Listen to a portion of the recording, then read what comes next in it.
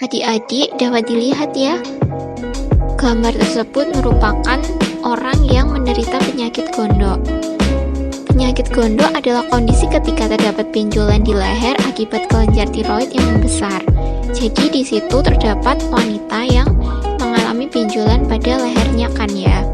Nah, adik-adik ada yang tahu nggak hormon tiroid tersebut diatur oleh sistem apa di dalam tubuh? Hayo, siapa yang tahu?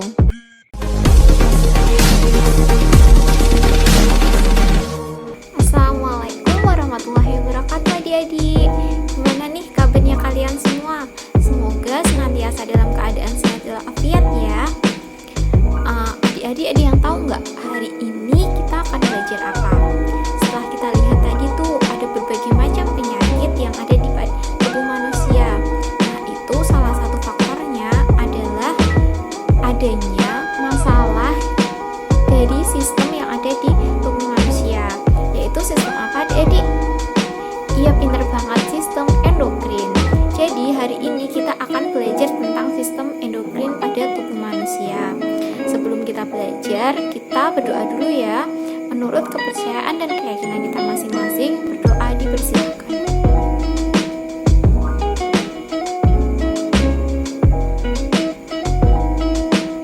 Baik, berdoa selesai ya. Oke adik-adik, kita langsung saja tuh kita lihat penjelasan tentang sistem endokrin nanti. Yuk langsung saja. Adik-adik tentu tahu kan jika terdapat sejumlah hormon di dalam tubuh manusia. Nah, sistem endokrin lah yang menghasilkan dan mengatur hormon-hormon tersebut. Tidak hanya itu, dalam melakukan tugasnya, sistem endokrin berhubungan erat dengan sistem syaraf. Kedua sistem ini akan saling mengontrol serta memadukan satu sama lain sekaligus menjaga homeostatis dalam tubuh manusia. Sistem endokrin yang bekerja dengan sistem syaraf lazim disebut dengan neuroendokrin. Kelenjar hipofisis terletak di dasar otak besar. Kelenjar satu ini ialah yang terbesar dan dapat memengaruhi aktivitas kelenjar lainnya.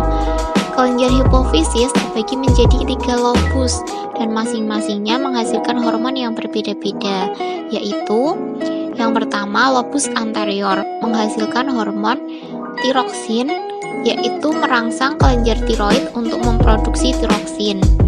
Adenokortikotropin atau ACTH merangsang korteks adrenal untuk memproduksi kortikosteroid.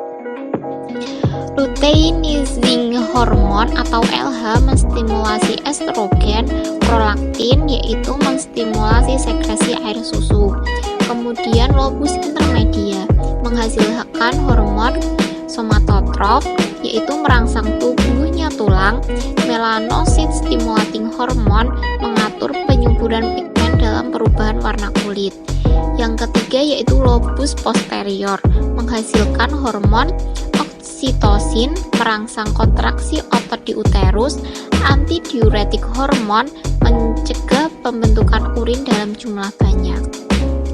Kelenjar tiroid terletak di daerah leher dekat jakun. Kelenjar ini adalah yang paling kaya pembuluh darah.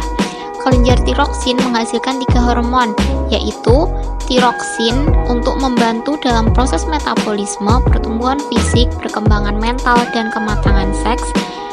Tridotironin untuk mengatur distribusi air dan garam dalam tubuh. Kalsitonin untuk menjaga keseimbangan kalsium dalam darah. Kelenjar paratiroid terletak di daerah kelenjar gondok. Kelenjar ini dapat mengendalikan kadar kalsium dalam darah. Kelenjar paratiroid menghasilkan satu hormon, yaitu parathormon untuk mengendalikan kadar kalsium dalam darah. Kelenjar adrenal terletak di atas ginjal. Kelenjar ini terdiri dari 2 bagian, yaitu yang pertama korteks menghasilkan hormon korteks mineral untuk menyerap natrium darah dan mengatur reabsorpsi air di ginjal. Glukokotikoid untuk mengubah protein menjadi glikogen. Androgen untuk membentuk sifat kelamin sekunder laki-laki. Kemudian yang kedua yaitu medula menghasilkan hormon adrenalin untuk mengubah glikogen dalam otot menjadi glukosa dalam darah. Kelenjar pankreas terletak di dekat ventrikulus atau lambung. Kelenjar ini menghasilkan dua hormon, yaitu insulin untuk mengubah glukosa menjadi glukogen pada hati, dan yang kedua yaitu glukogen untuk mengubah glikogen menjadi glukosa. Kelenjar gonad terletak di daerah perut wanita atau buah zakar dalam skrotum laki-laki. Kelenjar ini juga menghasilkan hormon berbeda bagi wanita dan laki-laki. Pada wanita, kelenjar gonad menghasilkan dua hormon. Yang pertama yaitu estrogen untuk menentukan ciri pertumbuhan kelamin sekunder, dan yang kedua yaitu progesteron untuk menebalkan dan memperbaiki dinding uterus. Pada laki-laki menghasilkan satu hormon, yaitu testosteron untuk menentukan ciri pertumbuhan kelamin sekunder. Kelenjar timus terletak di daerah dada. Kelenjar ini menghasilkan satu hormon, yaitu timosin untuk membantu sistem kekebalan tubuh. Baik adik-adik, kita sudah di penghujung pembelajaran ya.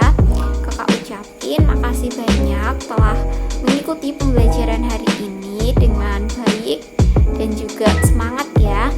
Kakak berpesan sama kalian gak usah kemana-mana kalau emang itu gak penting. Selalu pakai masker, bawa hand sanitizer ya. Oke, kakak akhiri sampai di sini saja. Wassalamualaikum warahmatullahi wabarakatuh.